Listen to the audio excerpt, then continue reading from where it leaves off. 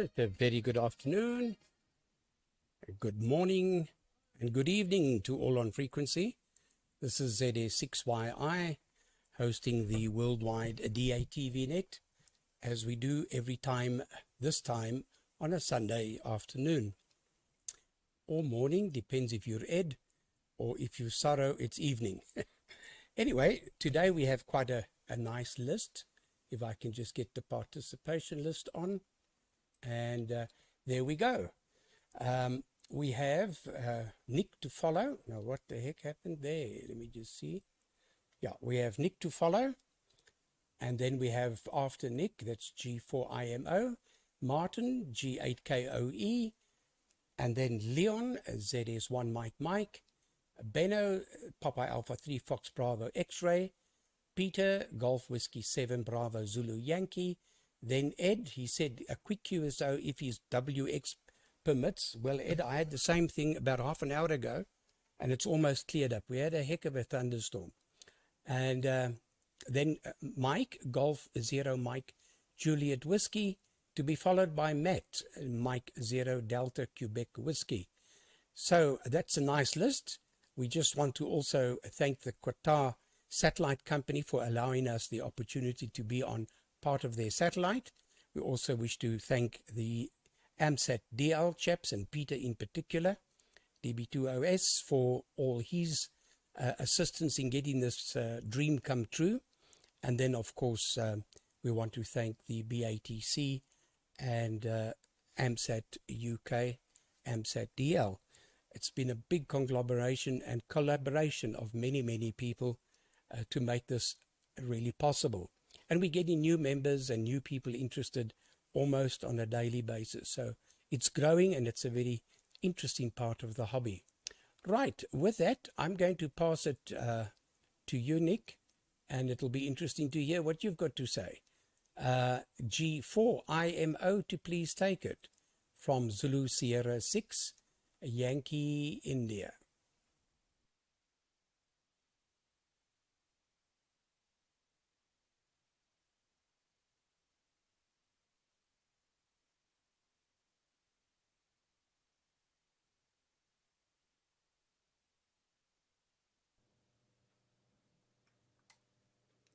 Yep, okay, Gary. Yep, okay. Got my audio. Turn that down there. Okay, I'm just going to turn my power up a little bit. That'll do. Right. Okay. Very good afternoon to everybody. There's quite a long list on here, so I shall make my transmission as short as possible.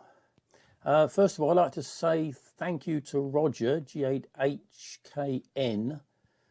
I don't think he's watching at the moment. He's not on the chat anyway. For suggesting I use OBS to do some recording of transferring some VHS tape to the PC. So that's all now working. Anyway, as I say, I'll try and keep this as brief as possible because there's a lot of people on there. Right, way back in the 1980s, I purchased this camera here. That is a Ferguson. It's complete with its flip up little magnifier, and it's 1 inch black and white CRT. And the reason I bought that was because I was going out to America. I wanted to do some video out there, and in 1983, well, they certainly had invented the smartphone. I don't think mobile phones hadn't arrived in the UK till about 1985. So that was the only means of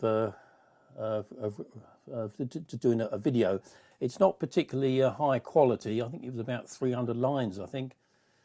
4x3, of course. And it had a little portable recorder that came with it that you put over your shoulder and recorded onto half-inch videotapes. And these are the videotapes that I've now put onto the PC.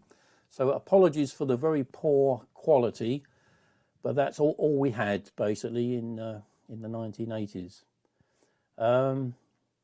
Right, anyway, the first picture to show is this one. This is the Space Convention and International Exhibition in Orlando, Florida, November the 3rd, 1983. And there were over 200 exhibitors there. And let me see, if I just run this little video, hopefully it'll work. This one, here we go.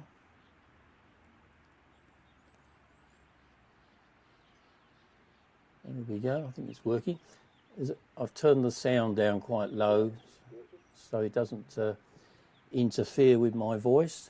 Yes, it was held at the Sheraton Hotel. The exhibitors, they set up their equipment out in the car park, which unfortunately was raining, and there you can see all sorts of satellite dishes, all shapes and sizes, and some of them are solid, some of them are mesh, some of them are fiberglass. I think the largest one there, from memory, was 7 meters. I would imagine that would be quite expensive. But and there was a large exhibition hall there as well, inside, which I'll show you in a few moments. But you'll notice that they're all prime focus. I didn't see any that were offset dishes. They were all prime focus, and they were all receiving on C band. I didn't see any KU band out there at all. This is 1983, so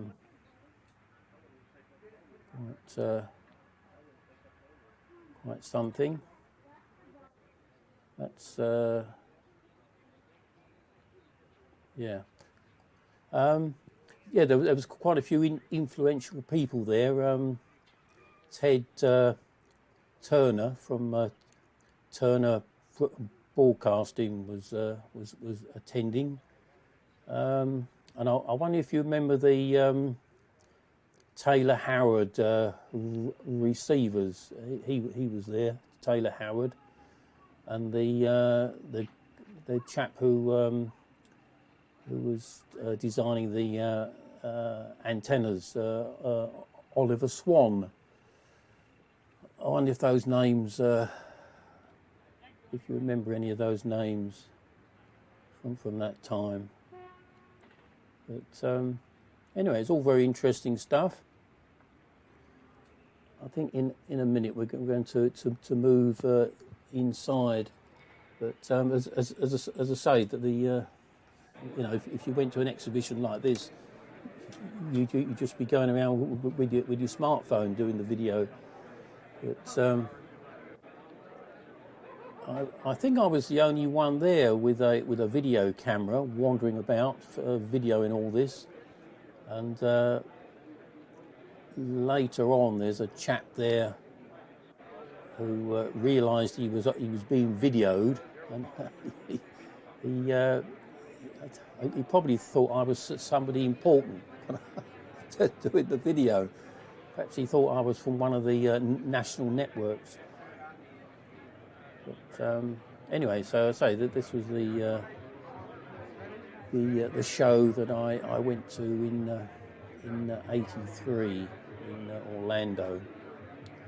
At that time in the UK, I was experimenting, receiving C-band. There was probably sort of a handful of people in the UK who were experimenting. So it was interesting to see how the professionals produce their receivers and things. But there wasn't any equipment in the UK. If you wanted anything, you had to import it from the US, and it was expensive. So this is the chap here. This I think he thought that he was going to be on national television. I think when he spotted that I was videoing him, he made a point of introducing himself.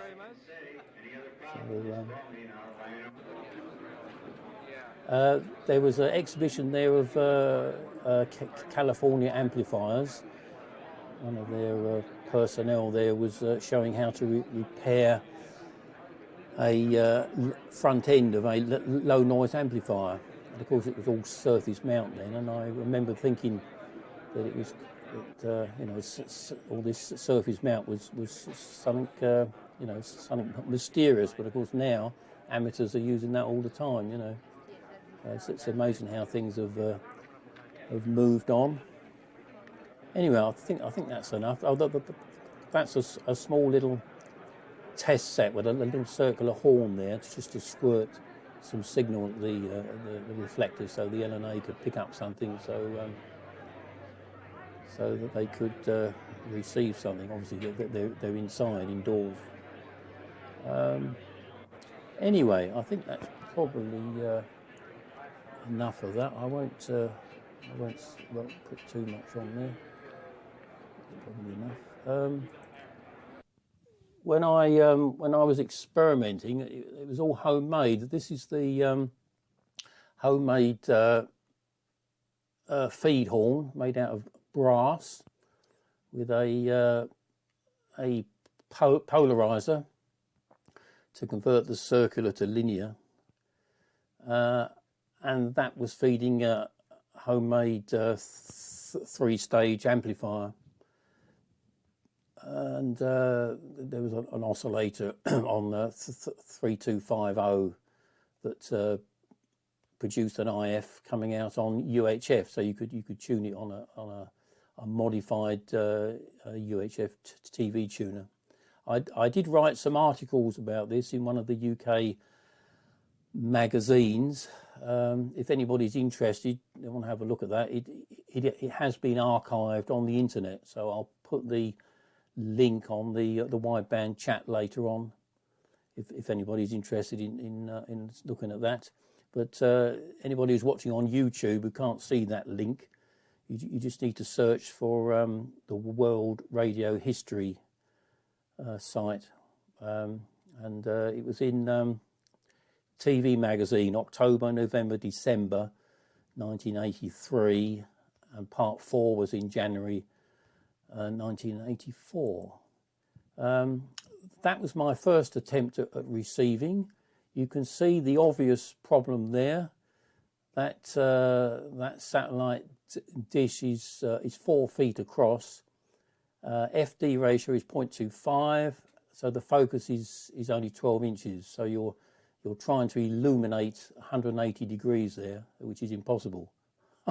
So it didn't work very well, but it did produce some pictures. If you look very carefully on that little TV monitor, that is receiving Russian television, received on a little Russian portable. It's actually slope detecting, believe it or not, because it's all FM, obviously analog FM TV. Right. Anyway, so as a result of these articles in the magazines, I managed to earn some money. So I imported some equipment from the US. 120 degrees Kelvin. My signal went off there. I don't know why. Anyway, that's the feed horn with the 120 degree Kelvin amplifier, low noise amplifier. That's quite noisy, by today's standards. That's a noise figure of 1.4 dB. That's quite noisy, but that was about £200 to import from the US. They did make a 55k one, but that was about £700. So I went for the cheaper option. I bought a satellite receiver, which was a SatTech R5000 with its down converter. So that took the C-band in and down converted it to 70 megahertz.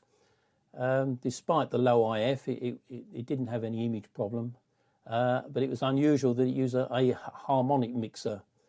So the oscillator was running at half the frequency. And then later on, I bought the Chaparral Cheyenne receiver, which is a very nice receiver. Anyway, so having done all this, what I needed was some more signals. So oh, hang on, what's happened there? Hang on, I missed one there. Yes. So the first thing we went to a 1.8 meter dish, which is that one there, and that's got the extension panels on it to make it into a 2.4 meter dish. And that produced a lot more signals, but there was obviously some which were a lot weaker, so you couldn't resolve. So we then went to a 3 meter one. There was even more signals, but there were still some that weren't quite strong enough. So we went to a 5 meter dish, which is that one there. So that's the 5 meter dish, which we've got a little short video here. Find that. Where are we? There we are. So yeah, that's the 3 meter dish. I used that on. Well, it was designed for C-band.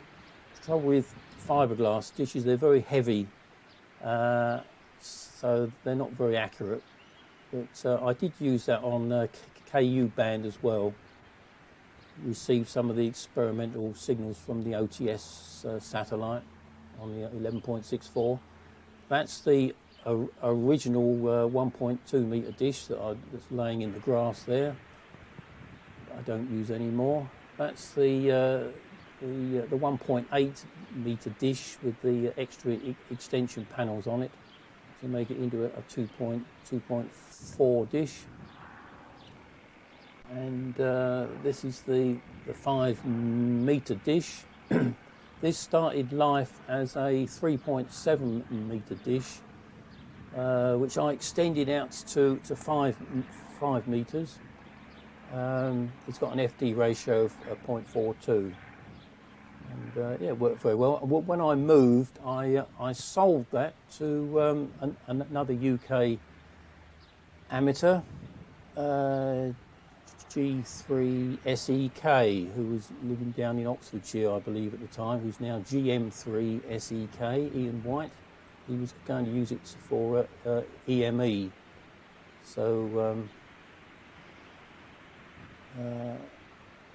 I'm not sure if it made its way up to Scotland, but hopefully somebody somewhere is still making use of it. I'll just show you a couple of pictures here of the sort of reception. If we go back on to most of the time it was on 1 degree west. There was the American Forces television service on there, AFRTS, which had an American feed of CNN on there, and then at weekends in the evenings they had the Tonight Show with Johnny Carson. That was quite entertaining to watch. There was another channel on there which was on left-hand circular polarization that was aimed at northern Italy. This was the Southern European Broadcasting That's the lira rate, and they used to show old movies or soaps, Ryan's Hope, General Hospital, and that sort of things.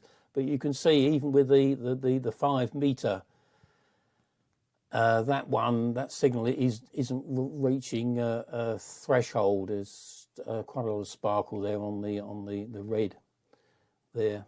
So anyway, so that's what I was up to about 40 years ago. Okay, I shall pass that round to the next one, and if I can find that link, I'll put it on the chat, so if anybody wants to have a look. So round to Martin, G8KOE, G4IMO.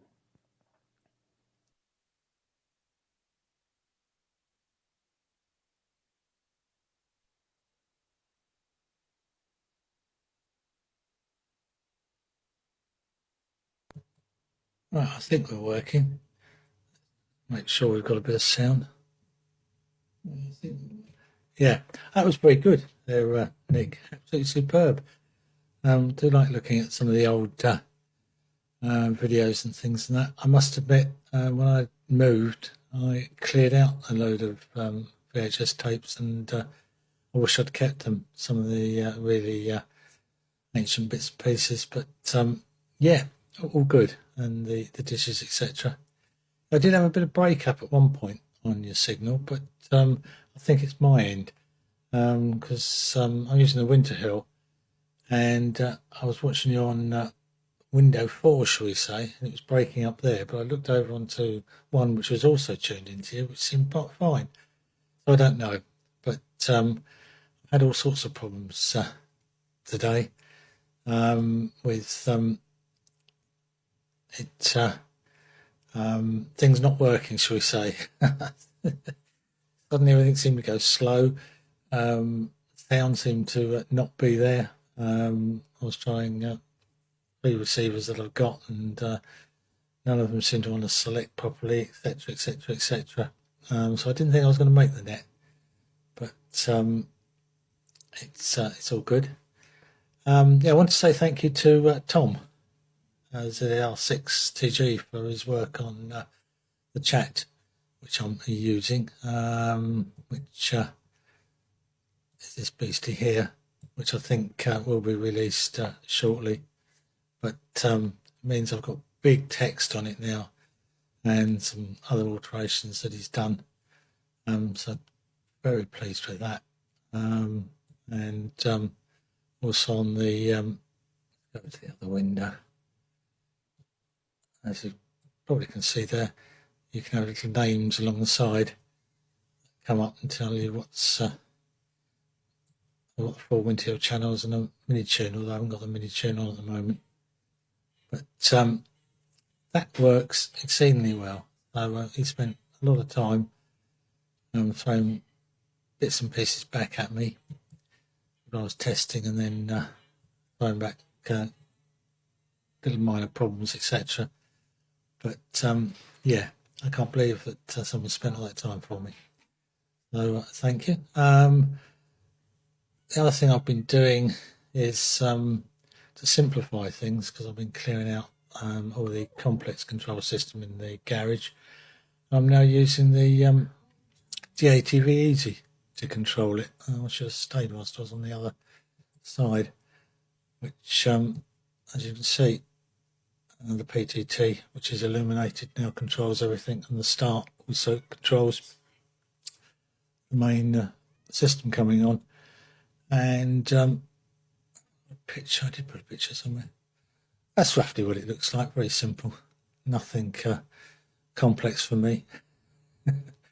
The only silly thing that I have had problems with, and I think it was probably me in the garage, which was somewhat cold when I was putting things together, with the temperature not working. I think I probably damaged the temperature sensor I had, and I did ask Benno which if the email got through, which one would recommend to use. I see there's a couple of out there variations of the theme, but yeah, that's it.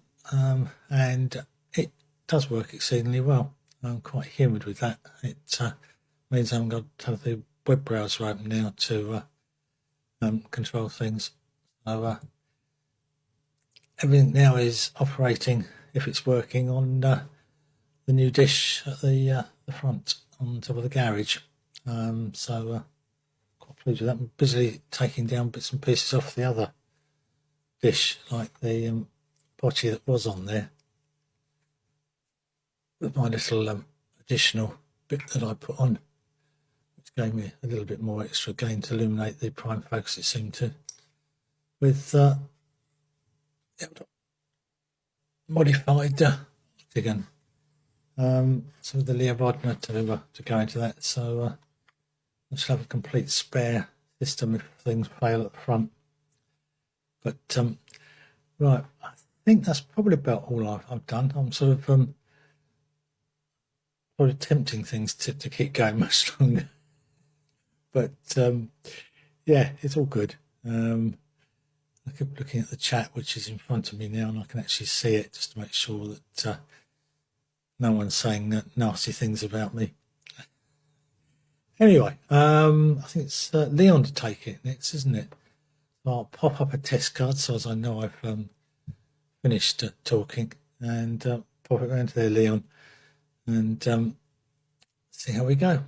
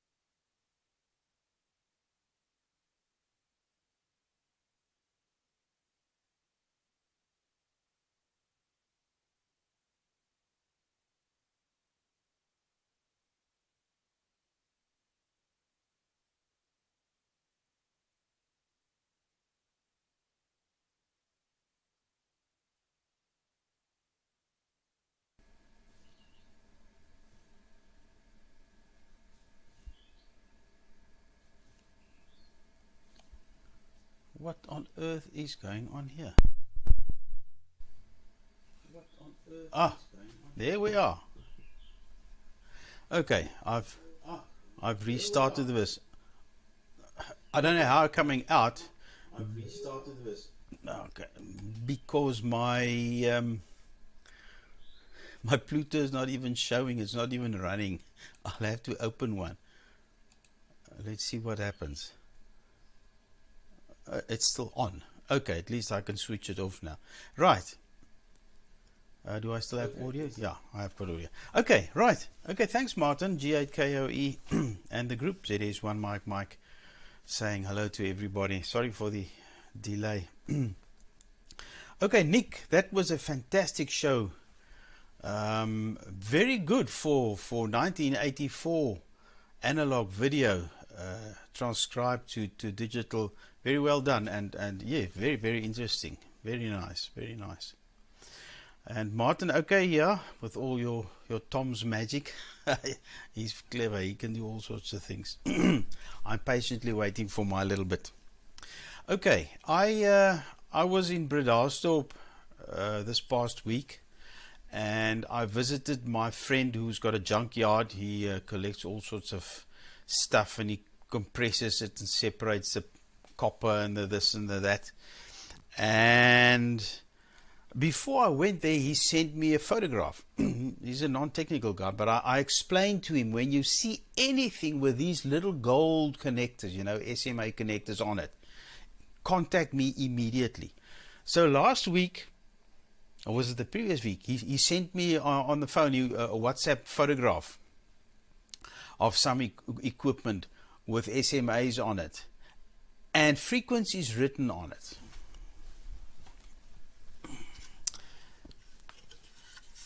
Like this. Go on, focus. you can see it's 2310 and 2404. That's in our band. It says Sura Africa. It's a spelling mistake. It should say South Africa. It's an Alcatel system. What it is, he got a whole lot of these. It's there's a filter. It's a double filter. It's two filters in one case, the one for 2.3 something and the other one for 2.4 something, and obviously fully tunable. Then what you have on here is an S-band transmitter and an S-band receiver. I opened up one of the boxes. They're fully synthesized. There you can dial up the exact frequency. It's in 8 meg steps and 4 meg steps and 2 meg steps and one, and so it carries on and on and on and on until you get to quarter meg steps. 250 kc steps is the smallest increment in that. Anyway, so I opened up one of these boxes. It's millions of screws, and of course the whole thing is interfaced with one of those. I think it's a DIN type 3-row connector, and it's all beautifully made, very modern. I see the last one was worked on in 2013. It was repaired some or whatever fault. This is from our telecom company, the South African Telecom. It's telephone links. That's their microwave links from tower to tower, and then it's got a lot of. It's a big box. You can see it's made to live outside on a microwave tower, and it's got fins like heat sinks, and it's white. A beautiful aluminium box, and we opened them. We had 4 of those boxes there, and then these things are slotted in there with a lot of other cards, which I think it said subscriber interface cards or something.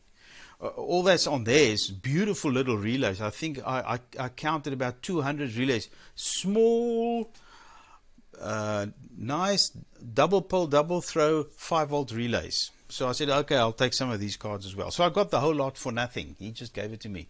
So there are 6 of these transceivers in there. And okay, so what did I find inside? I didn't open all the covers. I was just going for the final, you know, what does it look like? Okay, it's not high power. It starts off from the synthesizer, then it goes into a little golden chip, which I think is probably the modulator. It's digital modulation. I don't know whether it's biphase L or whatever. And from there it goes to something like a MAV3, one of those little 3-legged amplifiers. Then it goes to F171, and that feeds another 2 F171 LDMOS or whatever it is. I find it very hard to get data on those devices. I found one very skimpy thing somewhere on Google, I think, because I'm not sure whether the F is Fairchild or whether it is, what's the other one with the F? There's Fairchild, and then there's Fujitsu. So I'm not sure. But it seems, what I could see there, something like 6 watts per device. I don't know whether that's total dissipation or whether that's RF dissipation, RF output. But it's got 2 of those in the output stage. But very compact and very nice, and yeah, obviously easy to hack in.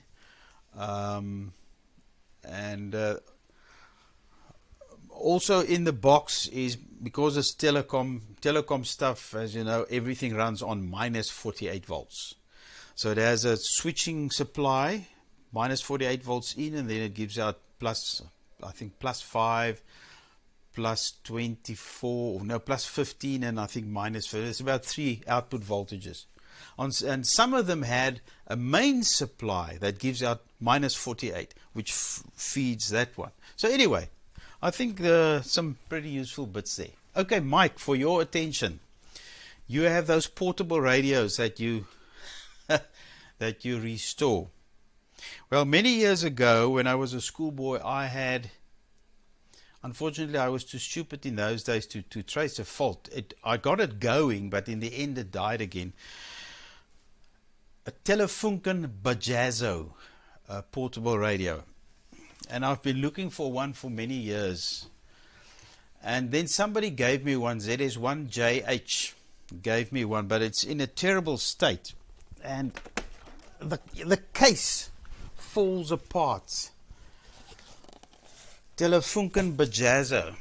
This is what the thing looks like. This was and that's the top. It's got medium wave, short wave. This one's got 2 short waves and FM. And the FM tuning and the AM tuning is 2 separate dials. Everything is separate.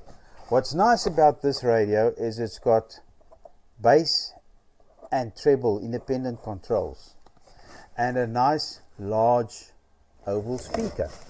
And the output transistors are actually not TO3, though, the one just smaller than a TO3 case. 2 of those. The whole thing is germanium transistors, of course. Some PC board and some point-to-point wiring. But anyway, when I was at my friend's scrapyard collecting these microwave bits, I said, there amongst the junk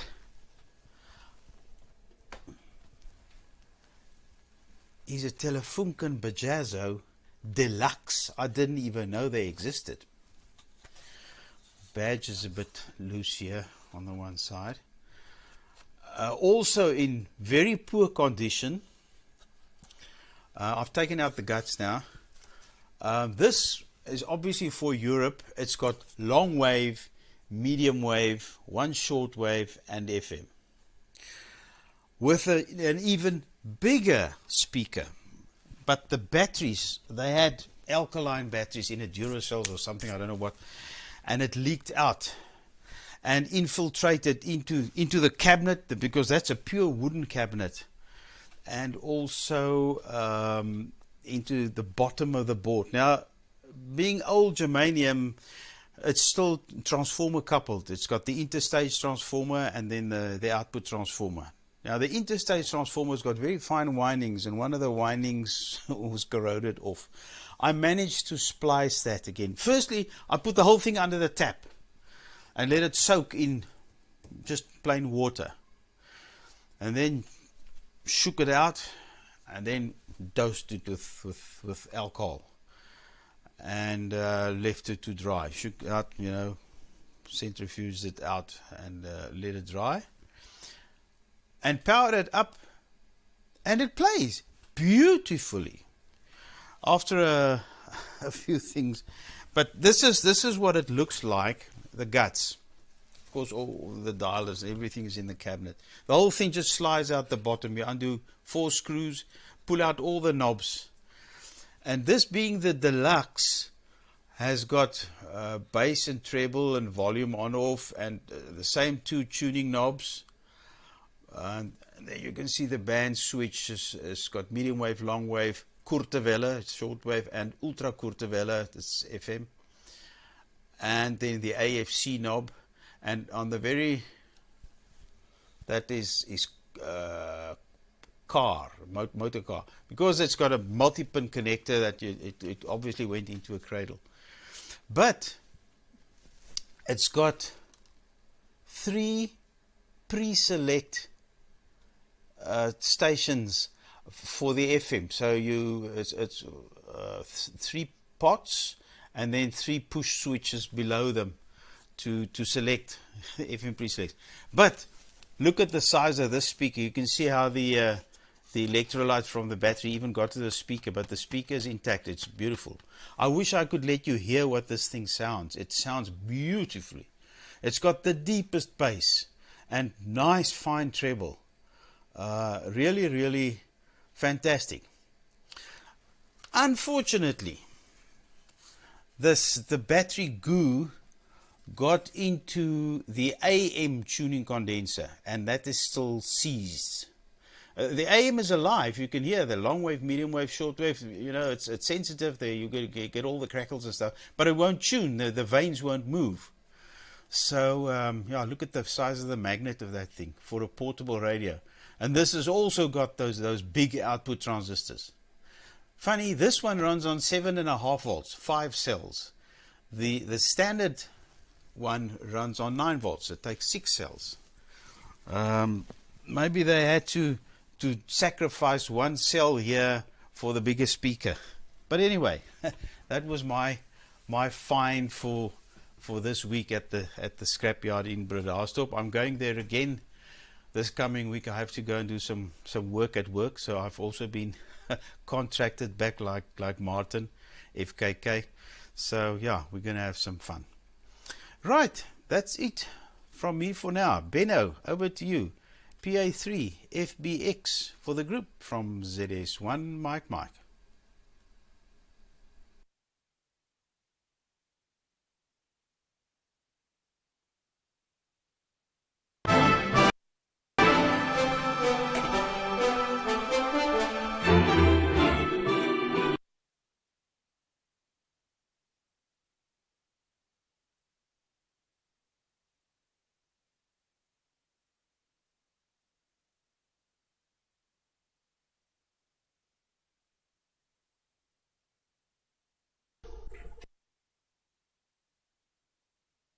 There, but it's switched on and it switched off again. Well, apparently, well, no, never mind. Nice stories all. I see I'm a little bit out of camera. My camera moved since I said it correctly. Let's correct my camera quickly. So that's better. That's not better. Gee, I have severe problems. Hi. Well, anyway, nice video, Nick. Enjoyed that. I have never looked thought much about satellite viewing. I know there are a few guys do a lot of satellite viewing, and I have never been involved or played with it. I wonder nowadays they have all the satellites with patches to certain areas, which limits obviously the possibilities of viewing in other parts of the world. If that starts with the latest technologies of satellites, with the VBS and things like that, and if the original C-band satellites were all showing the whole world, at least till its horizon. Because if you're watching a show from Italy, nowadays it's very difficult because you're not in the patch in the area where the dish is pointing to, which is kind of similar of this satellite we are using, because I know there are several patches which are not pointing in the whole world, and so we are not able to see at least good signals from that patch. Well, as I said again, I don't watch too much telly. I find I have 100 channels downstairs, and 99% is rubbish anyway. But for a point of view, a point of being capable in receiving channels, that's nice. And occasionally, obviously, you see also nice feeds going through the satellites from things going on, because everything nowadays is going up. but it's also under decoding and probably not being able to decoding again without the right key. Well, that's all. Not done much this week. Done other things. Currently playing with some preparing for the boards to arrive. Probably this week, by the end of this week, coming week, and then playing with that. I just got this in, which is a 300 watt DC-DC converter, up converter. Probably going to play with that, seeing if we get 24 volt out of 12 volt from the amplifier stages. For Martin, I have quickly checked the Eno from DVBS, for DATV Easy, and I don't see the part where the analog, the temperature is measured and putting onto the DATV Easy stream to the output. I think you have to do some programming there. I myself use the Dallas sensors, which are very simple, 3-wire, 1-wire sensors. So you can do as many as of them, but it's not in the program yet. So you need to put something in there and put it on the right slot for the A0 to be able to DATV Easy is checking. I myself use Node-RED, and with that also 1-wire sensors. So I think Dominic left that for you to decide and you to add. If you want some extra help with that, I'm capable in doing some investigation there, as I have my Arduino Uno back here on my shelf, so I can make a setup, getting 1 wire on my Uno working with the Dallas sensors. But first of all, you need to decide what kind of temperature sensor you want to use, and obviously you need to correct your software for use of that piece of sensor. Okay, well, that's all for now. I'm only 1 over because at 4 o'clock, which is in 10 minutes, I will be off for the telly, cheering my the Dutch Max Verstappen guy doing the first Formula 1 circuit this year, and he's doing a pole position, so I think he has a good start, and I wonder if it will all work out for them. So it will be a nice afternoon after the round, and I will be off in, like I said, 10 minutes. Leaving that, passing it on to Peter. I actually written down your call sign and I don't see it anymore. GW7BZY. I even know that from heart. From Papa Alpha 3 Foxtrot Bravo X-Ray. Passing on. Peter, go. From Papa Alpha 3 Fox Bravo X-Ray. Let's see, do I have a test card? Yes, I have.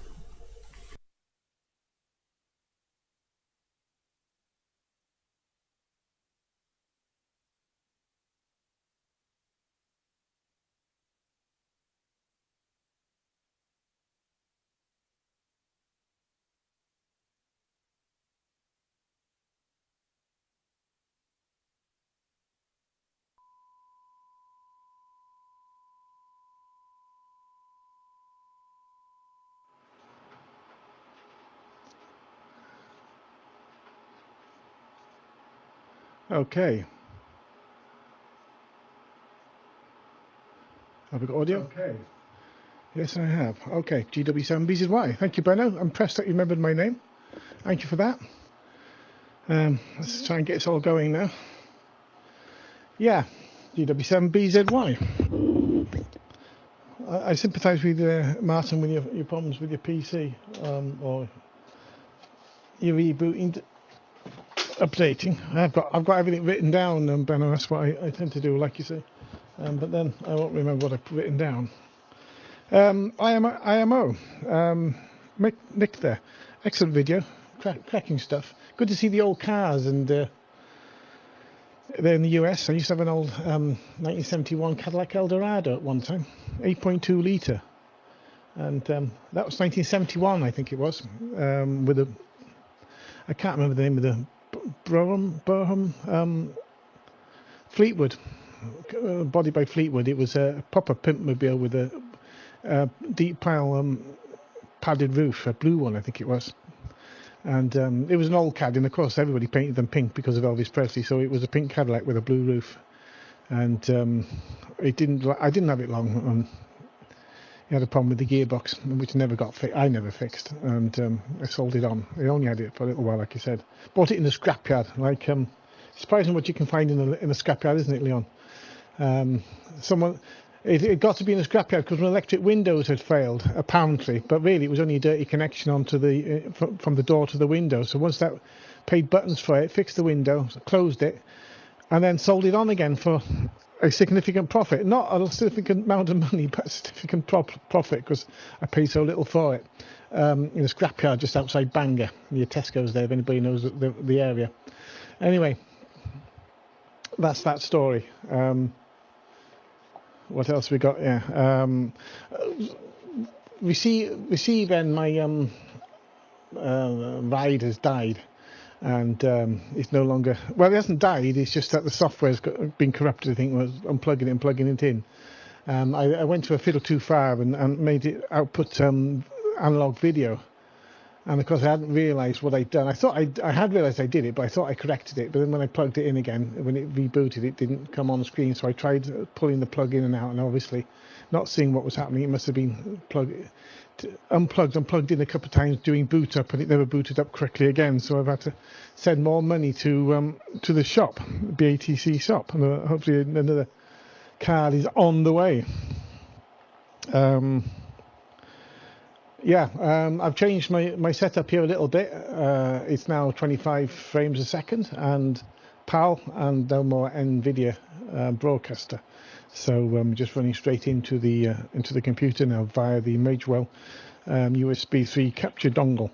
I'm running the DATV Easy 1.6, and there is a config file in DATV Easy. I'm sure everybody knows it's the F1EJP.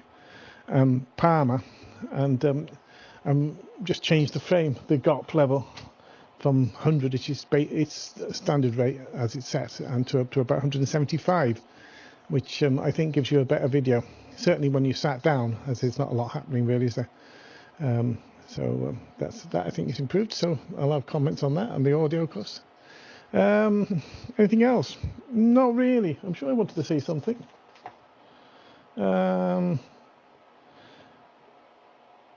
The satellites, the dishes, they look fantastic there. I didn't mention that, Nick. I know I said about the cars, but then dishes.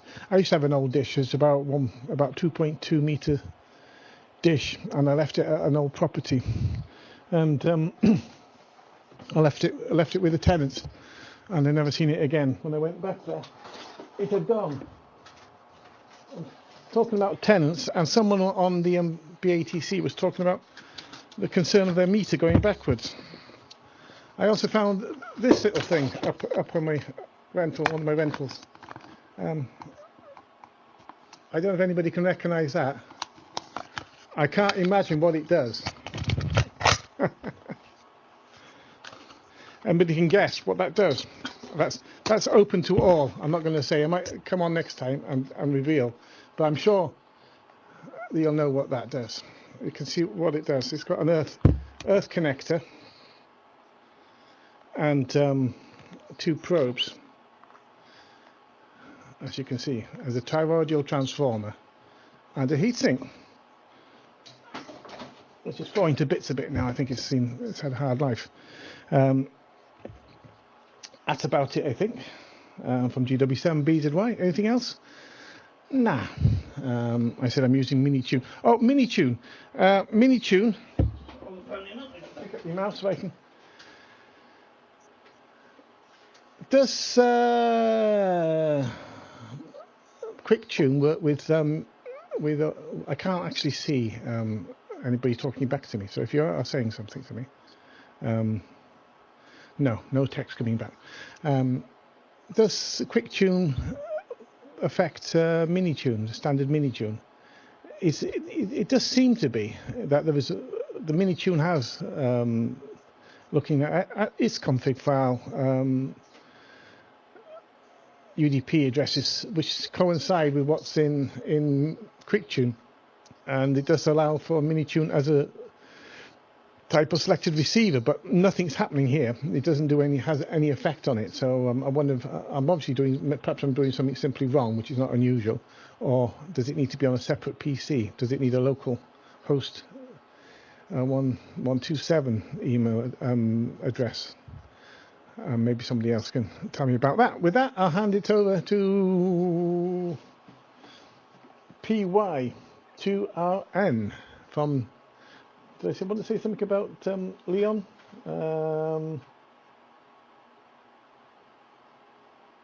No. From GW7BZY.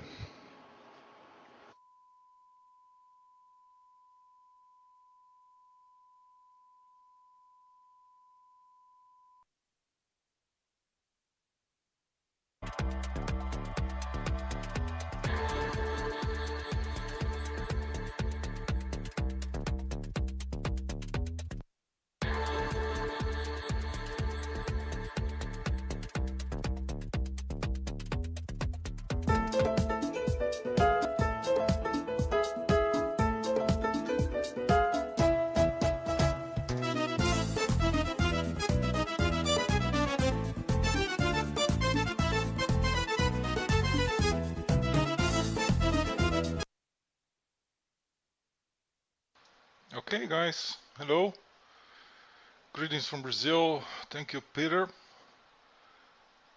Glad to see you all. Great signal, great images, starting from the end to the beginning. Peter, I have no idea what is this box about. I think I saw a speaker inside or something. It must be some kind of, I don't know. I would not risk to tell anything. Regarding Benno, little paradox in your comments, Benno, since you start. Well, I'm not sure. I think Benno left already, but he mentioned that he doesn't give a peanut for a telly. Only garbage, and he will leave us to watch telly. That's great. And Leon, I think the F on the transistors there stands for Freescale. Freescale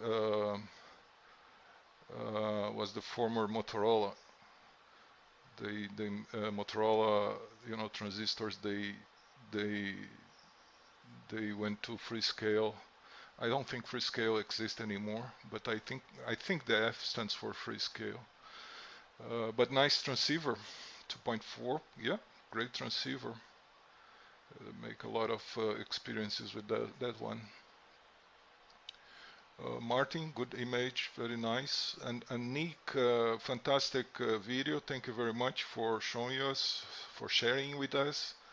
I do remember in the 80s, I think, yeah, it was around 85 or 86. There were some commercial telecom fairs down here in São Paulo, Brazil.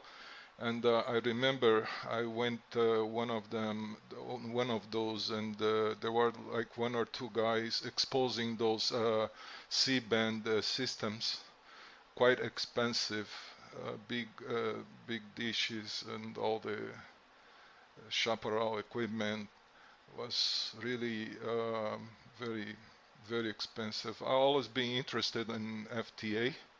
I did a little bit of FTA, but already on the QO band.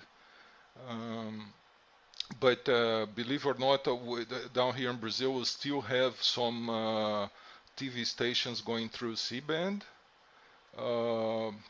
including this antenna I'm using here to transmit on the ATV.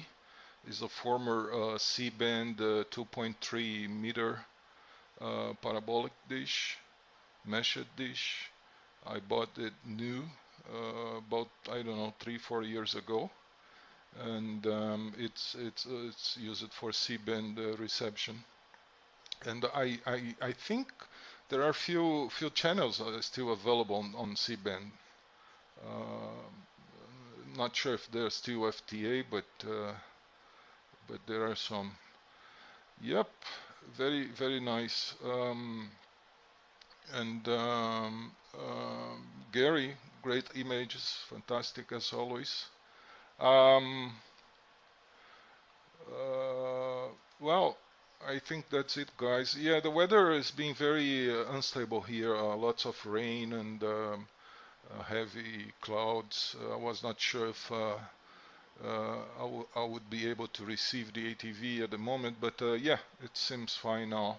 I think my local time is midday, exactly midday, and usually after 3-4 p.m. Things start turning, and the heavy clouds appears, and lots of rain. Okay, I think now with Mike, Golf Zero, Mike Juliet Whiskey. Passing to you, Mike. Hope everything okay. This is Papa Yankee 2 Radio November.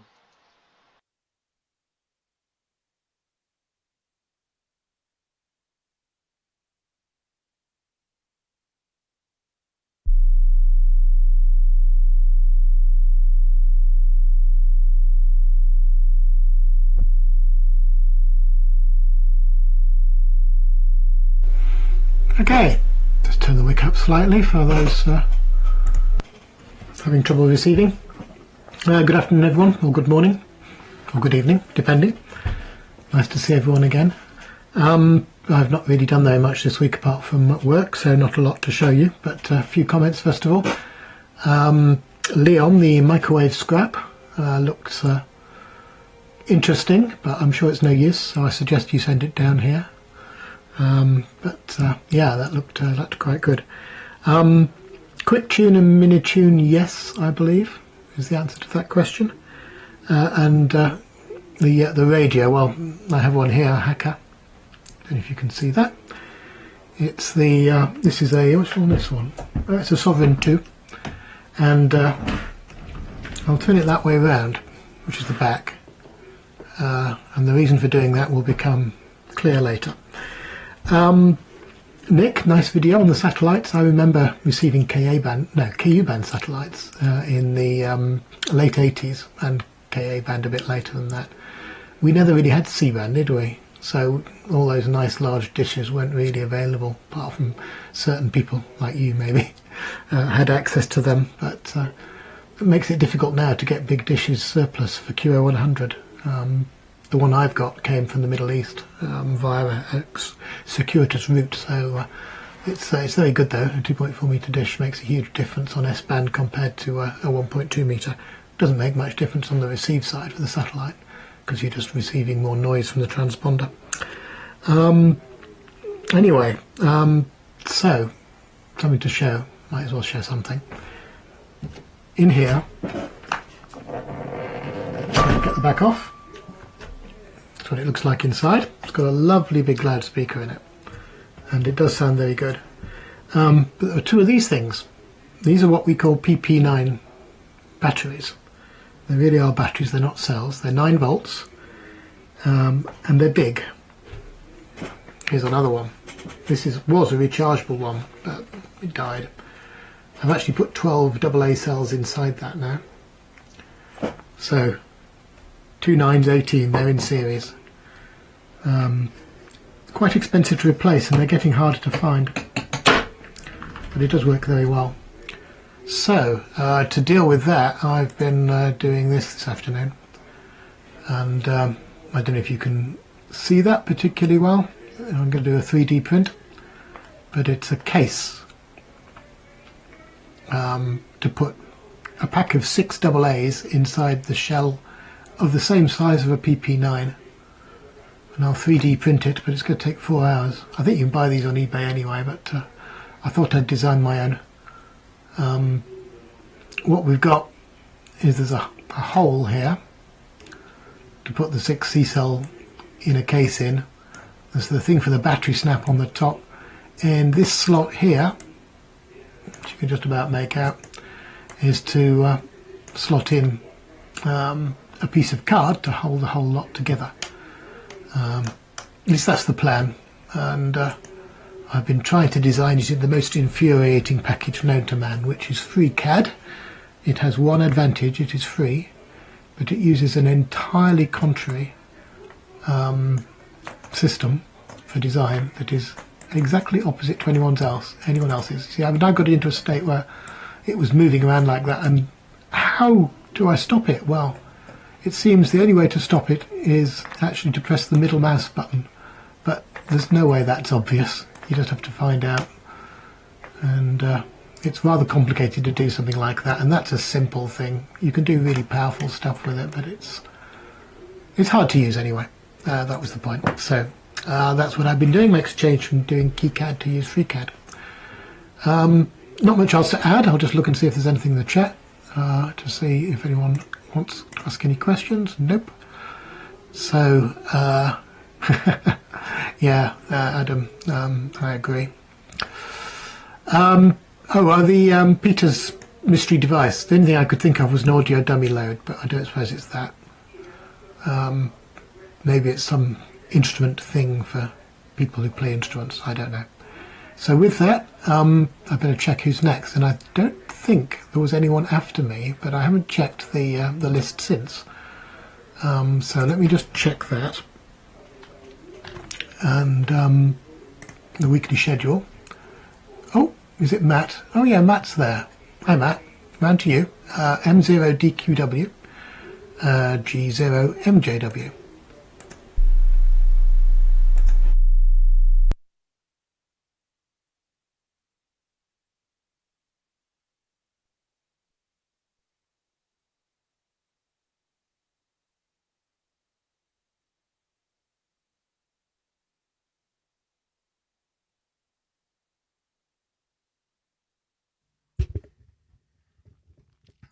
Good afternoon, everybody. Hopefully you can hear me okay. Let me just check the audio. Yep, that's working fine. Well, great to be back. I haven't been on for a few weeks. Had some issues with my gear. Had a really strange problem where when I was TXing, my receive literally went, which is extremely bizarre. Couldn't figure out why it was happening, so I ended up pulling lots of different things apart and replacing things, and anyway, eventually I think it was the coax, the 75 ohm coax. I had a massive long length of it, probably about 30 meters, and it was all kind of coiled up near the front of the dish. So I replaced that with some thicker, better quality coax. And also changed the feeder coax from some Formula Zero to some LDF. And I've done quite a lot of things. Anyway, thankfully it's working now. So when I transmit, the receive doesn't go down, which is exactly kind of the object, isn't it? I've been working on a few different things. So I showed this actually. I was on the BATC now on Thursday. One of the things that I tried last week, I put this together. So I've got a potty antenna. I think it was from Poland. It's got an N-type connector on it. I then 3D printed this housing for hold the bullseye LNB, and then I tried it on the dish on the arm, and then quickly realised that there's not enough room to connect the coax for the patch for the transmit side. The whole idea of changing from the Helix to this was because I wanted to have better receive. But when I put this on, just from receiving, it was actually worse, which is kind of strange. And I have a feeling from what Martin, GAKOE, has been discussing and talking about, and it's related to the lens here. So I need to try some different lenses. However, I might not actually bother putting this on. I might just put this on a second dish, because while I was messing around with this, and obviously I had to take off the Helix dual band thing, and then put it back on, I pulled the LNB as far away from the dish as possible, and lo and behold, my receive signal went up.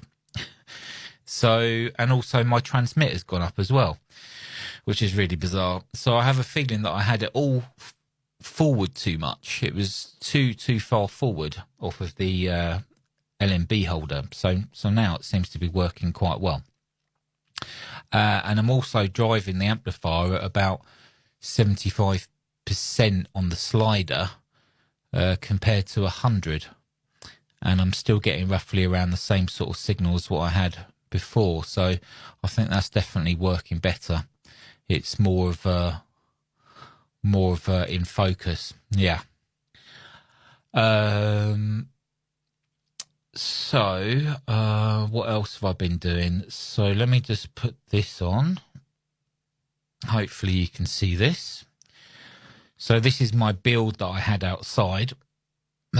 Just make sure, yeah, you should still be able to hear me. So this is basically everything that I had in my box, and I changed quite a lot of things when I had the issue with the receive going down when I transmitted. So I put the driver amp, which is an SG Labs amp, I put that in a little metal box. I mean, that's good practice, I guess, anyway. The only other thing I probably might do is do the Pluto at some point. So that one in a box. I moved the... what did I move? I've also moved the... Yes, I've moved some of the RF splitter. I've moved that out of the way. And, yes, top left. I was originally using some of these like step-down converters, because what powers all this is 28 volts from the power supply that runs the amplifier.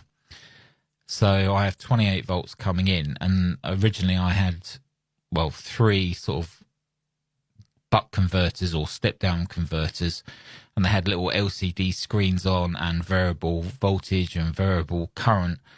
And I had experienced an issue where my Pi kept freezing, and I have a feeling it was because there wasn't enough current coming from the step-down converter for the 5-volt line. So I ordered these off Amazon.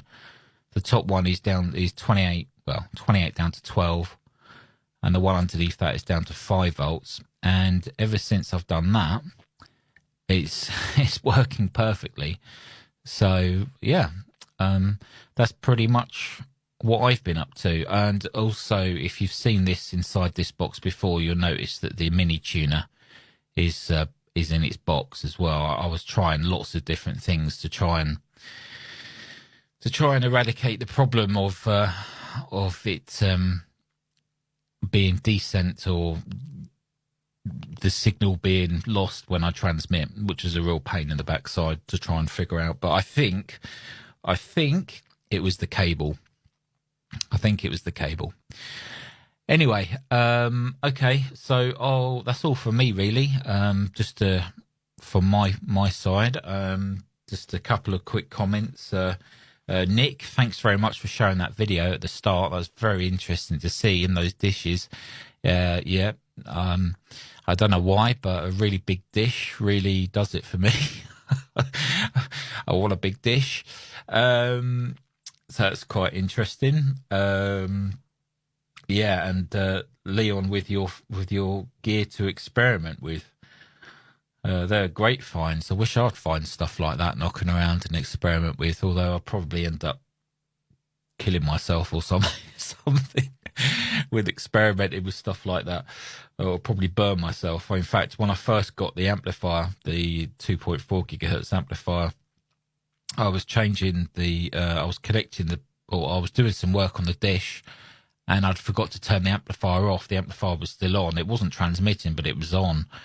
And I pulled the coax out of the helix, and I touched the center pin, and this is about 4 weeks ago, and I've still got the burn mark in my finger. So it's probably best I don't mess around with high power 2.4 gigahertz equipment too much. But anyway, okay, that's all from me. Great to see you all on today, and I'm not too sure if we're going to have time to go around again, but if we don't, then I'll catch you all again. So I'll put it over to Gary, ZS6YI from M0DQW.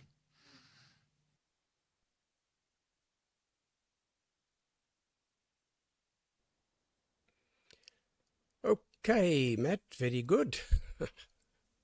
The burn. Oh, you're not a radio ham unless you've had an RF burn. What's happening here now? Oh, wait a minute. Let me just... wick as just for the smaller dishes. Okay, very good indeed. It's been a lovely over today. And yeah, quite interesting indeed. And Nick, yeah, fantastic on your old analog TV. Actually, quality very good. I was very impressed. And you bring back memories to the sparkles on the red, especially. Oh boy, we battled with that on on C-band. If you just were just not perfectly tuned, the first thing that highlights was those red sparkles, or the sparkles on red. I don't know why the heck it would be red, but that's what happened. So difficult times. But yeah, also started in the 80s, and actually the last big dish I put up for KU band was for C band was in 1993, and it's still up. It's lost a few petals now due to hail damage, so I've been threatening for about a year and a bit to get it back again. It's difficult to get mesh these days. So I found a company that can cut it, can punch it for me. So I must just give them a decent enough order to be able to do that. Anyway, what I wanted to show today was the floods. You'll remember we had bad floods 2 weeks ago, and we've sorted that out luckily. So firstly, let's do that. You can, just to remind you where the floods were, and that was after it started to recede a bit. Anyway, from then, those two little bucks are eating grass exactly where it was full of water 2 weeks ago, and they're having fun. And then show you this one.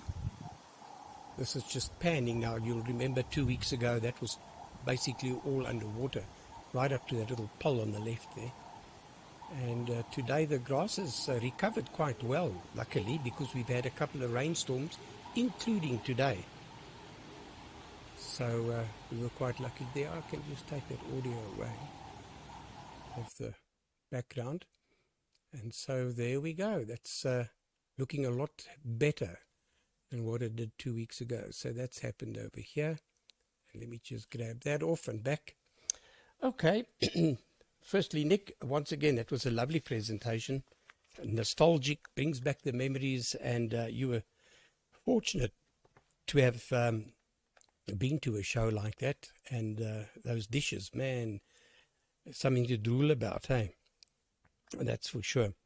Leon, to you, yeah, that treasure, I see many people have suggested that the treasure is no good situated in South Africa. It should be disposed of in the UK or Poland, as Adam said. And while we're talking of Adam, I just wanted to say hello to ZS6JPL. He's listening on his mini tuner. ZS1SCI is watching on YouTube and on his tuner. DL7 Tango Juliet's on YouTube. Albert, of course, our old stalwart, Ocean November 4 Alpha Alpha Hotel. He's on YouTube. Hello, Albert, again. Ismail's on YouTube. And then Don Kelly, Echo India 8 Delta Sierra. So a very good afternoon to you chaps watching. We've had 37 guys on or viewing at some point. Okay, Benno's gone to watch the racing. I'm quite a proud grandfather. I just, as we were transmitting, heard that my grandson Leslie, whom you've seen on DATV, he took part in his very first go-kart race. There were 3 heats, and overall he came second. And on the last heat, he was 1 second behind the guy that came first. So he's been improving, but this is his very first time ever that he's actually racing. He's been around the track many times. So it's nice to have a bit of competition, and I was very, very happy to see him on the podium with a nice little trophy. So that's all good. Yeah, Peter, you should have kept that the olds. Can you imagine what you would have got for it today? Even if you sold it for scrap, you would have got a lot more. So your profit would have been better. And then Mike on the batteries. You know, when I was at school, I had a 9-volt battery, something that size of yours, big one. I think it was called the PM9 or something. And I had a little transformer and made a shocking machine and had half the school holding hands and all the girls, and I shocked them, and it wasn't too bad. The little hands were doing this. And without them knowing, I've swapped it over with a 67.5-volt battery. Those are the batteries we used to use for valve portable radios.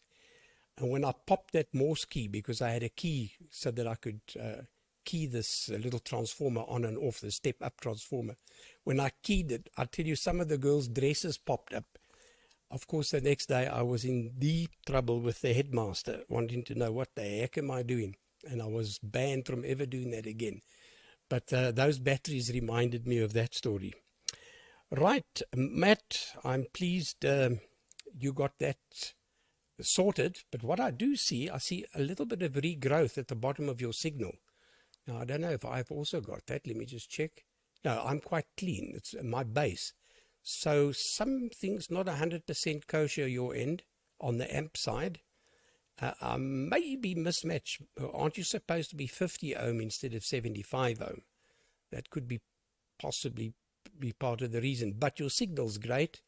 Video and audio, excellent quality. So you've got nothing to worry about from that point of view. It's just that your signal at the base is a bit wide. We call it regrowth. Maybe you can just tweak things and get it clean. If you look at mine on the spectrum scope, you will see it's relatively clean. It's at the bottom. Right, with that, let's pass it around another over, and then I will go off on the next over. So, back to you, Nick, if you're still there, and we just follow the sequence from ZS6 Yankee India.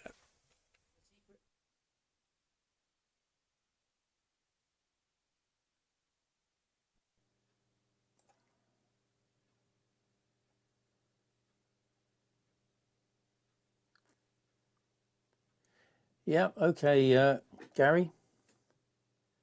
Yeah, okay. Got some audio there. Oh, hang on, let me just check my.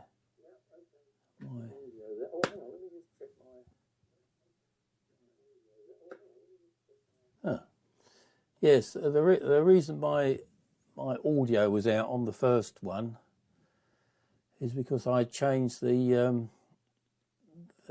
resolution. So I'm on what I normally am now, which is 1080 by 1920, which is what it's normally on. But because I was sending video, I reduced it down because otherwise it would have all locked up. There's an interesting signal on the satellite at the moment. It's very wide down by the bottom there. Anyway, yeah, okay, all very interesting this afternoon. Yeah, okay, Gary, on the flooding there, it's nice to see that the flood waters have all subsided. That's yeah, that's always a worry, isn't it?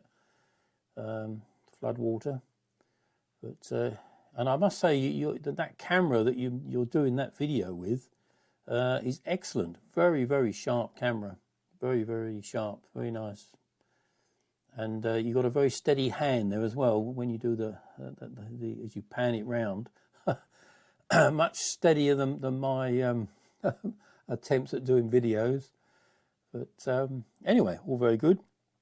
Yeah, okay, on the shocking experience, you said a battery for the old valve radios. You said 67.5 volts. That's when we had old valve radios here. I think they were either 90 volts. I'm sure we used 90 volts here in the UK. You know, I've not come across 67.5 volts before. That's all very interesting. Oh, I meant to say, yeah, good afternoon to Matt. First time I've met you on the satellite. I have watched your YouTube channel. Excellent, very good. So welcome to the worldwide net. Very good. What else was there? I've got my reading glasses on at the moment. Oh yeah, Leon, that piece of equipment with the SMAs on looks very, very nice. Yeah, if you've got any spare, just send them over to the UK. That'd be very useful. And yeah, very nice indeed. And okay, yeah, the transistor radios. Yeah, I've got a collection here of old valve and transistor radios, sort of going back to the 1960s. And yeah, I've got a Hacker. It's got a very large speaker in it, and the sound quality is excellent on medium waves. Very good, even on FM. So yeah, it's very good. Yeah, going back to the satellite TV. Yeah, but back in the 80s, it was more fun then. It was all analog. It was all analog, and everything was unscrambled. It was all free to air. But of course now there's all different scrambling modes and all the rest of it. So it isn't exciting anymore for me. So but yeah, back in the old days, and as I say, that the joy of making your own equipment and trying it out and actually receiving something, you know, was quite an achievement to make a 3-stage low noise amplifier. There was a chap who worked for one of the companies who, if you told him you were a ham, he would sell you the FETs for half the price. So I used any 720s, but yeah, it was very good. There was actually, forgot to say, there was a chap in South Africa who I was in touch with for a while. His name was Alan Wilson. He was playing around with satellite TV at the same time. I don't know whether he was on amateur, but he was. I know there was a Russian satellite on 714 megahertz that he was trying to receive, and he was also playing around with C-band as well. So anyway, I think that's probably about it. I was just going to say, yeah, Peter, the 8.2 litre Cadillac, very nice. Yeah, when I was a lot younger, in my 20s, I had a Chevrolet Impala, but that was only a 4.7 litre V8. That only did 15 miles to the gallon. I'd hate to think what an 8.2 litre does. Probably about 9 to the gallon, I should think. So yeah, all very good. Anyway, I'm going to make this one my final. I think that's about it. So it's been an interesting afternoon. Nice to see everybody on here, and hope to see you all next time. So I'll pass it round to Martin. I think he's still there. G8KOE, G4IMO.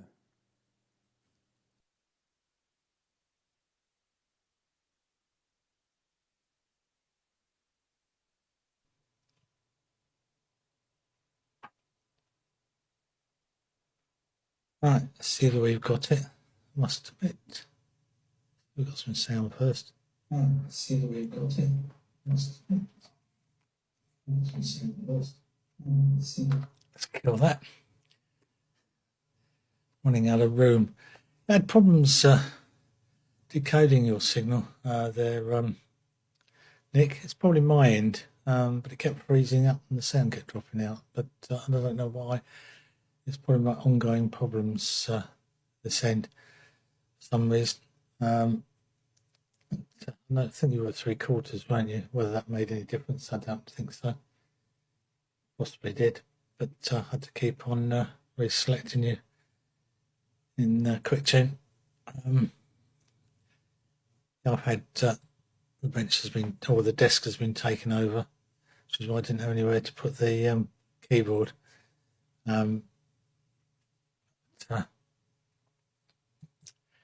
Yeah, as for watching ATV or via the satellites in the past, the only one I used to watch was PI6ALK with webcam Sue, as it was on, the two of them, which used to relay late in the evening. And I can't remember which satellite that was on now, but that was quite interesting with the 9-way, I think, display on the screen usually, various other bits and pieces. But I don't have any videos of that anymore. Must admit, I got rid of it. Also, some of his videos that he had on his site to do with various recording studios and raid on Caroline, etc. was quite interesting. I don't have a lot more to add. Oh yeah, too there, Matt. Yeah, do persevere and do try it, but yeah, the lens, I think totally useless. In fact, you'll get better results if you knock it out. I knocked mine out, and I must admit I flattened the point a little bit. I should have used a tube or something to just tap it out. Comes out ever so easily. But I got better results with it removed. And I made the little bracket up for the arm just over aluminium. That worked out well. Anyway, I'm sort of I'm waffling here, so I'll say 7-3's tall. I won't come back anymore. And see there, Gary. Yeah, nice green grass. I bet you don't cut it with a hand mower. Oh dear, that did look nice. I suppose that's one thing, having the animals there. I wonder whether they keep it in trim. Yeah, Leon. I was surprised you had no sound. I thought it was only me that was having problems. It's because I'd spoken to my wife Carol earlier, saying that you had a specific PC that it just had ATV. It wasn't connected to the internet, and it was always rock stable. Never got any problems, and you let me down today. Anyway, that's enough for me. And didn't drop out on the ride. Okay, yeah, there was winter I was using. Although I can see I don't know. Anyway, I suspect there's something amiss with one of the updates, etc. There was I know the computer had a BIOS update. The graphics card didn't update, and Windows didn't update. So I suspect something is not at peace with the world. I'll have to try and play around during the week. Right, round to you there, Leon, from G8KOE.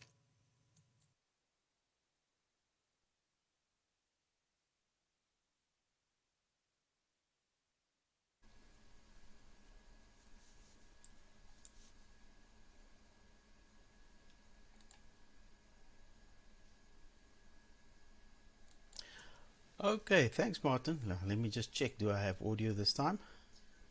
Okay, thanks, Martin. Yeah, it is there. Yes, this is a new thing. Sometimes my picture on OBS freezes. Never mind the satellite, just locally on. And then I have to restart OBS. But of course, I don't go and re-link all the things, and I think that's where I lost the audio. Anyway, okay, let's take it from the top. Gary, yeah, with the shock machine. Interesting. And I'm glad that Leslie made it. Oh, excellent, excellent. Please pass on my congratulations to him there. I know the feeling. The 67.5 volt battery, yes. Now this is very interesting. In South Africa, of course, we were always a little bit later than the rest of the world. When it went from valves to transistors, the portables, the first ones, okay, were 4 valves, finish and clar. DAF 96, DF 91, DK 92, and then there was a DL. The output was a DL something 90, DL 94. Anyway, they were all valve. And then when the first germanium transistors came out, they were so slow they couldn't handle RF. So they used them for the audio section only. So your radio would have 2 valves and 4 transistors. And for that, you either had a 67.5 volt HT battery or a 45 volt HT battery. You didn't need the 90 volt like you used for the all valve one. Some of the more compact radios had 2 45 volt batteries in series. They were flat. They were about 1/2 inch, no, but maybe 3/4 inch high or thick, and say 2.5 to 3 inches wide, and then about at least 6 inches long, if not longer.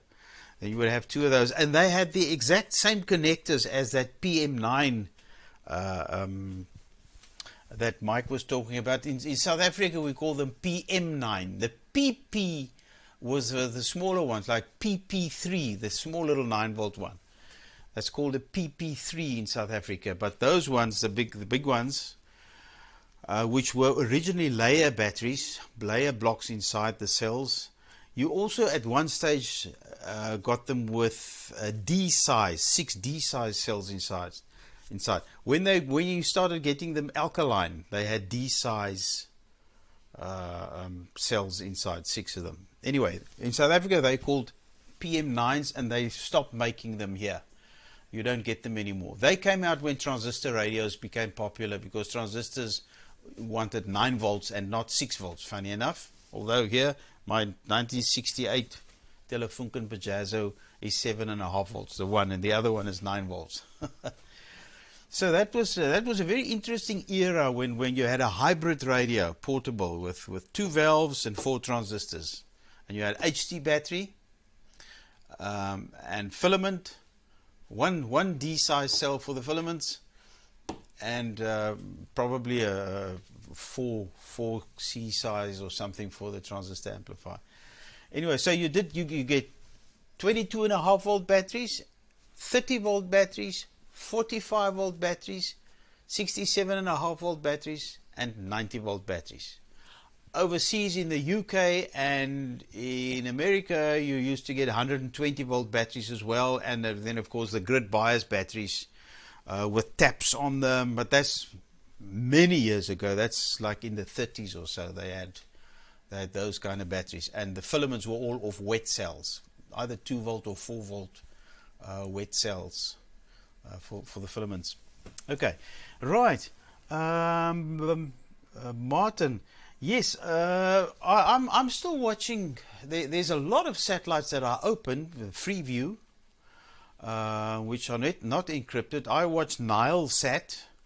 There's a lot of programs on there, and I watch the Dutch one, BVN, Benno's country, and very interesting. You get very, very nice news on there, and all sorts of very interesting programs. But yes, there's a lot of unencrypted. So it's all digital, of course, but they're open. They're not encrypted programs. I just put the LNA to the spectrum analyzer and then just sweep across the sky, and then you can see them, the satellites as they come, as you pass over them. And yeah, some of them everything is encrypted. Others have got open view, not open view, free view channels on them as well. So yeah, there's a lot of stuff to watch if you have the time. I don't really have the time. Okay, Benno, Peter, yeah, Peter's stuff is working fine now. Ed, I hope Ed can hear me. I'm only at D3. I like your wallpaper there, your backdrop. That looks like a nice stereo audio amplifier, valve amplifier with what looks like KT88s. And they are fresh, new, because you can still see the blue flames inside. As they get older, the blue goes down a bit, but those are bright blue. That means it's very nice vacuum still in the tube when the glass fluoresces like that. It looks like KT88s. Yeah, I still love the valve stuff. Okay, so that's and then Mike's Hacker, yes. 2 PM9s, that's 18 volts for a transistor radio. That's high, hey? Yes, so I wonder what sort of output wattage that thing's got.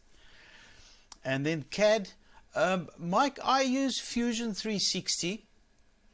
You now can get the full package for free for home use only. It's not student and all that nonsense anymore. There is I've actually got a printout. A friend of mine gave me a printout, and because you have to renew it every year. Because really, Fusion 360 is a fantastic program. I wish I had the time to learn it properly. You can do anything with it. You must just find out how to do it. So sometimes I like a challenge. Then somebody says, "Can you draw me this? Can you print me a thing like this?" And I said, how shall I go about, drawing it? How do you start? And do you first do a slug and then cut here and probe there and extend there? It's always a challenge. But yes, that Fusion 360, man, oh man, it is a fantastic program. I don't know the one that you use, which is a free thing. But Fusion 360, you now register and you say you're a private hobbyist, and it's fantastic. And you have to log in on the internet just if at least once a week. You log in. You just have to go on the internet and you just go pling, pling, pling, pling, and it's open. And then you can switch off. You can shut down, and a day or two later you can just go in. It's not asking for any registration or anything. But after about 7 or 8 days, then you have to go onto the internet. For you guys who are permanently on the internet, it's not a problem. It'll just open up anyway. But for me who stays off the internet, if I haven't used it for a long time, then I just plug in the internet, start Fusion 360 and pull out the internet. And then it's good for another week. But it's a powerful, very, very powerful program. Okay, so that is the CAD. And Matt, yeah, you have a nice, your picture quality is nice, your audio is good. Yes, your signal wasn't very high. Yeah, it was a little bit broad on the bottom. Gary is quite right. But yeah, just cleaning up here and there a little bit, I'm sure it'll be okay. Yeah, the cable is very, very important, of course. And that's about it from me. So I pass it back to Benno, and yeah, that'll be my last over. I think I'll carry on watching until Matt again. I hope I've answered everybody. Mike, yeah, if I could easily get one of these things to you, yeah, it wouldn't have been a problem. But it's a bit heavy. This is the front. It actually looks like nothing in the front. It's typical rack-mounted stuff, typical post office or telecom equipment. And this is the heatsink. It's about 1/2 inch thick. If you look at it like that, it's about 1/2 inch thick, and it's screwed with many, many screws onto the transmit module, which obviously needs most of the heat sinking. But yeah, I must just now find out what voltages it wants where, because I didn't feel like bringing the whole box home, you know, because all of these things plug into a backplane. That would have been the ideal. Just take one box and fire the whole thing up and measure, you know, the voltages that you need. But oh, my car was so full with all these modules alone that I didn't have space for a whole backplane. Anyway, okay, so 73s, everybody. If there are questions, I'll come back. Otherwise, we see you next week, hopefully. Yes. And I give it to Benno. Papa Alpha 3 FBX for the group. ZS1 Mike.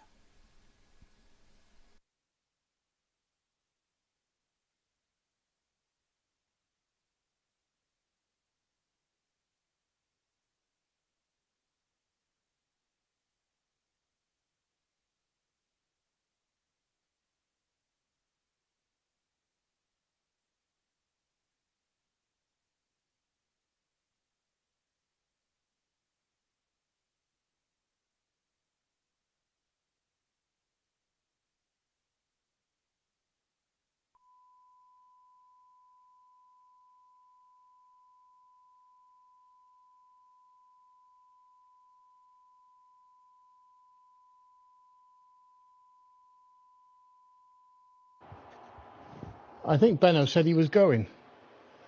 I could be wrong. I think there was quite a long pause there. I think Benno said he was going. I could be wrong. I think there was quite a long pause there. I think Benno said he was going. I'll just have a look, see if somebody can give me a... I'll just have a look, see if somebody can give me a message if I'm stamping on his territory. Okay, mute it. Message. There we go. Quick. The box. This box has a toroidal transformer in it. Nobody guessed right. Nobody didn't. I don't think maybe. It has a toroidal transformer in it, and it's probably worth its weight in gold now on certain prices. Yeah, you apparently you stick the probes up into a certain type of device and clip the ground to earth, and something that went this way around went that way around. I expect it does work, but I think the meters have moved. Oh, did I say meters have moved on a bit, and the electronic ones, I don't know how it works with them. I've never tried it, but this is, you know, you rent property and they have old meters in them, and I found that. There we go. What else was I going to say? Great stuff. Sorry, Leon, I did want to say,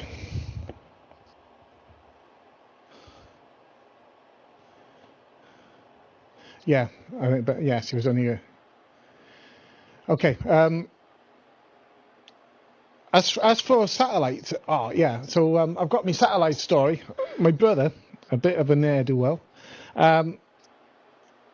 he was into satellite, like a lot of people were at the time, and a lot of things on the satellite, most of which wasn't available on terrestrial television that people were interested in. And he had this genius of a mate who lives not far from me now. I think he's still alive, and he could look at a dump file or something that came from the satellite receiver. I don't know how he did it, but he could look at the hex file and work out the key code. He was a bit of a savant. And he could look at this code and he'd come up with a key for it. So I don't know how he did it. He worked for ManWeb. He was a troubleshooter for nuclear power. You know, I don't say too much about him. But anyway, so we had a satellite dish, a 1.4 or 2-point-something meter satellite dish on a motor, on a rotator and everything. And he had a little small stack of VCRs that he fed with a signal. And fed them with tapes at a certain time on a certain channel, and then he used to take the tapes down to the car boot sale and sell them as used tapes and say, don't watch these tapes, the material isn't suitable. And he used to sell them like hotcakes for about £20 a piece. And he did a good business out of that for a short time. until he ran out of tapes, and they were ex-security tapes anyway, so they were pretty much free. Anything else I want to say? That's about it, really. I think. KEO. I don't know if you've seen that there's a new hardware only. I think I'm trying to go to hardware only, like some others on. I see that guy in Spain. A sort of hardware mixer. Feel World L2. Feel World is a strange name, but I assume it's a Chinese thing. And it's got a 5.5-inch display on the mixer. It looks it's very similar to A10 Mini, but it's got the screen on it, so you need a screen. You can see what you're mixing. That might be a possibility. As for crashing, and of course I say Leon, who's not plugged into the internet, and his machine hasn't updated, and he's had a bit of an audio. Of course, if you were using vMix, Leon, you wouldn't have such problems. Did I forget my? Oh, I'm just going to do this now. I'm sorry, I forgot this. This is courtesy of vMix, of course. Oh, I should be over here if it's going to be pointing at me. No, the other side. No, I was right first time. GW7BY. Yeah, so that's what it is. That makes me to go backwards. It is for sale if anybody wants to buy it.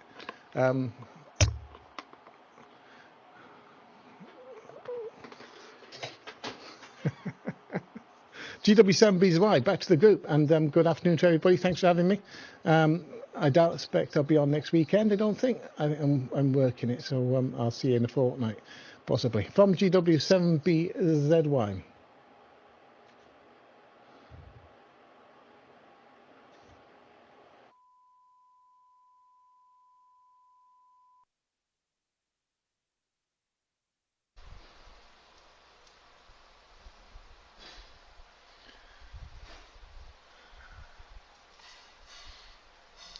Roger. GW7BZY, Papa Yankee 2 Radio November coming back. My audio is kind of low. Oh, so this is a transformer. Oh, okay. I didn't realize it's a toroidal transformer inside. When it showed first time, it looked like a speaker for me. So what is that? Like a phase inverter, maybe? Regarding the quick tune you mentioned in the first transmission, maybe I can show you. I mean, on the Minitune config file, you put the IP address. Jeez, no music. Sorry about the music. Okay, let me find where is the IP. Yeah. Right here, you see that's the TS stream for a VLC or other application, and this is the connection that QuickTune use. You see the IP address here, 232.0.0.11.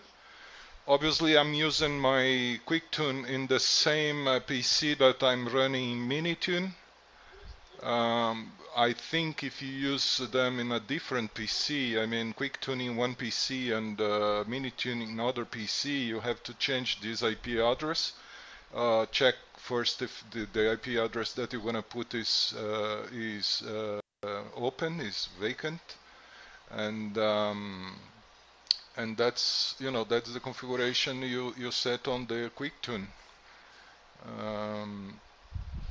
You see the address right here, and that's pretty much about it. I mean that works fine when you're running both programs in the same computer. Now if you're running those programs in a different computer, maybe you have to change the IP address. Yeah, all right. Great to see you guys. Fantastic net as usual. Thank you very much.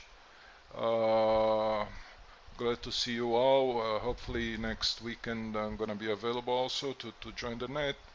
And yeah, Beno just left because he enjoy watching TV. 73 to all.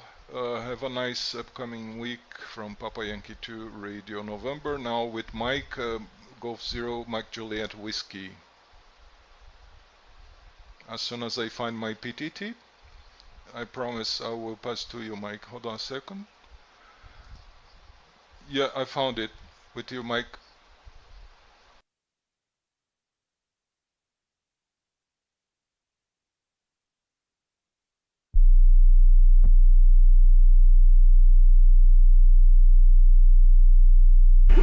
Thanks, Ed.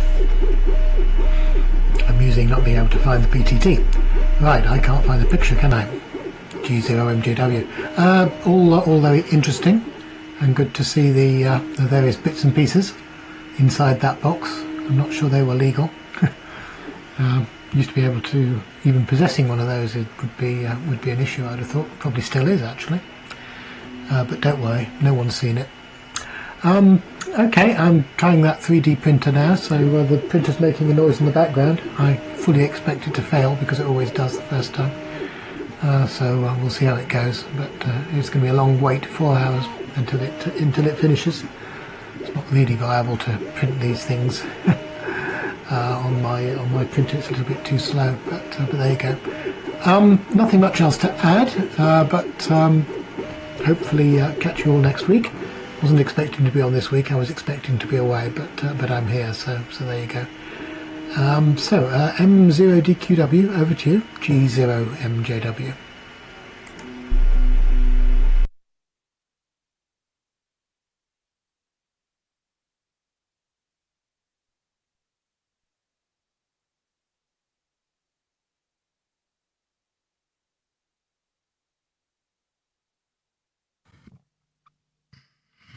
Okay, just checks, make sure we have audio.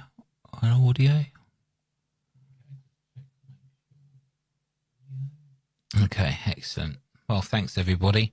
I'm not too sure how I go about changing those shoulders. I'm sure I didn't have those shoulders before. I don't, maybe I could just drop the power a little bit. I know if I put the power right up, it does has horrendous shoulders, but I'll drop the power down to about there. So it might be the driver amp. I do have another one actually. I bought the BATC one. In fact, I'm not even actually. You know what? I bought the BATC AMSAT, the little AMSAT board. Anyway, I can't see very well up close without glasses. And late one night, I thought, oh, know what? I'll build this, and I built it using a soldering iron. Because I couldn't be bothered to go out to the garage to get my my flow heater soldering thing. And anyway, I completely fluffed this one up, so I can get it working. It didn't work. So anyway, I built another one, and I've built another one into a box, and this one works. So I guess I'll go and change over. But the strange thing is, I didn't have those shoulders before. Can you tell me if I've got shoulders now? Is it? I mean, I am looking at the spectrum, but is it? I did drop the power down a little bit, but yeah. Well, when I measured the output on this, this is the AMSAT one. I used. This is all I've got for 2.4 gigahertz. I don't know if you've seen those. They're like for RC, RF. And that,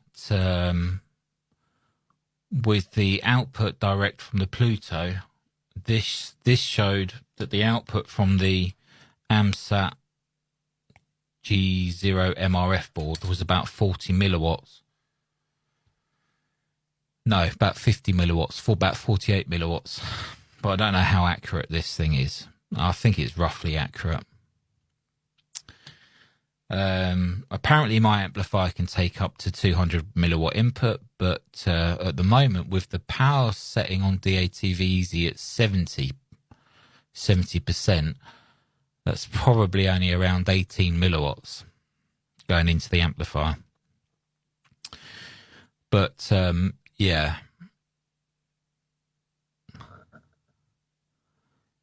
Okay. Yeah, I have got another one here. This is in this box here. This is another AMSAT board, which is built and working.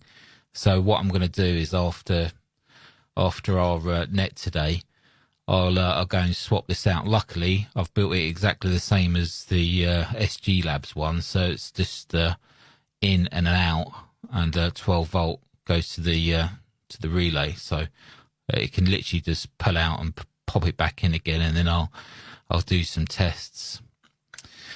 And talking of power meters, and talking about my last over about me not playing around with 2.4 gigs high power stuff because I don't want to kill myself. I really want, because I use Node Red for my dashboard, and I've got all these lovely dials and things that let me show you. So some of you have seen this before. So I've got all these dials and everything, and I thought to myself, you know what, it'd be really nice to be able to have RF power output. So yeah, exactly right, Mike. So let me just put this back over here so I can keep an eye on it, and I'll put the camera back. So yeah, so I've got one of these couplers. I got this off of eBay from M0MAT. It was a little bit more expensive than the Chinese ones. It probably is the Chinese one, but this is a 40 dB directional coupler. So I've got this, and then I've also got one of these. It's an AD6317 evaluation board. I don't know if that's actually going to focus, but that's what that is. So I haven't actually looked at this project yet, but I've got some of the bits that I need, and I'll be testing with some real low level stuff, low level power before I even put it on, and then I'm going to have to work out how to the voltage range that comes out of this evaluation board and transfer that to actual RF power. Trouble is, I haven't got any proper test equipment to calibrate that to, so it will be guesstimate, I guess. So okay, so yeah, that's about it for me. And Gary, when I was talking about the coax, the 75 ohm coax, it was I meant for the LMB.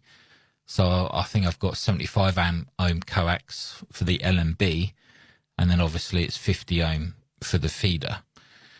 I don't know if you meant to use 50 ohm for the LMB as well, but I've always used 75 ohm coax for LMBs, but it seems to be working fine.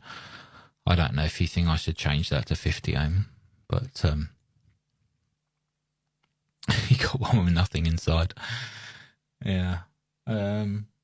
Well, actually, I've bought quite a few bits and pieces off of M0MAT. I can't believe that's actually a call sign that I should have had, really.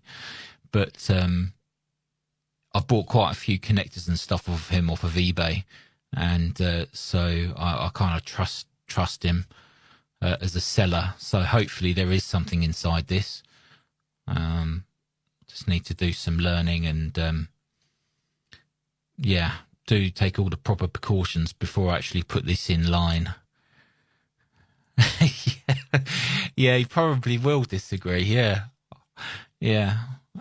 Strangely enough, when I think I might have said this story before, but when I sent off for my call sign, I actually done the RAE, but then I got the certificates ended up in my loft for well, a number of years, and then I sent off the certificates, City and Guild certificates, to Ofcom, and then they gave me M0 DQW.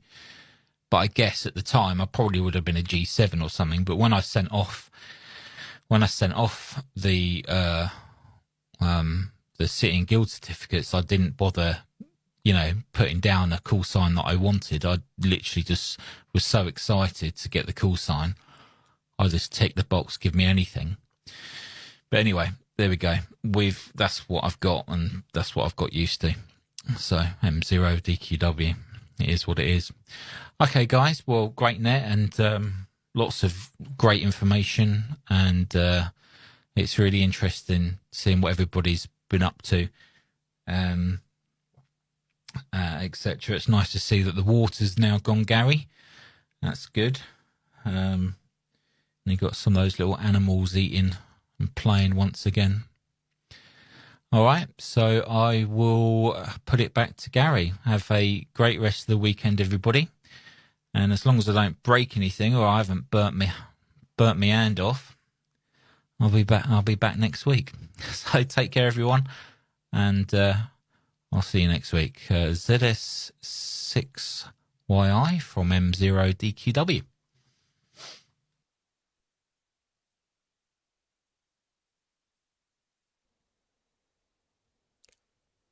Okay, Matt, very good indeed. M0 DQW, ZS6YI. Going to wrap up the net. Yeah, very interesting net today. Thanks to everybody for participating. You'll be surprised how many people actually watch our net on a Sunday. I was helping the BA, the German club, and German Amateur Radio Club, transmitting on narrowband and on B8 or on DATV at the same time, because they only had I think a ride receiver in this symposium or lecture they were giving, and so to talk back, they came back on the satellite, on the narrowband. So it was great fun. It was last Thursday, I think, Thursday afternoon, but it was great fun, or Wednesday, I can't remember now, but it was a lot of fun. And then I heard how many people in the audience actually watch our channel or our little program, but they are a bit shy. There's many DL and DK stations that say that they'd like to come on, but the English is not good enough. Well, anybody that can string two words together in English is more than welcome. More than welcome to join us, and we're not worried about how well and how proficient one is in the language. Right, with that, I'm going to say 7-3 to everybody. Have a lovely week, and we'll see each other next week, hopefully. And Matt, yeah, use 75. No, the 75 ohm cable is fine for your LNB. That's traditionally the correct one. I just had it mixed up there. Okay, all the best, guys. See you around ZA6 Yankee India. Now, QRT. Throwing the ball in the air. 7-3.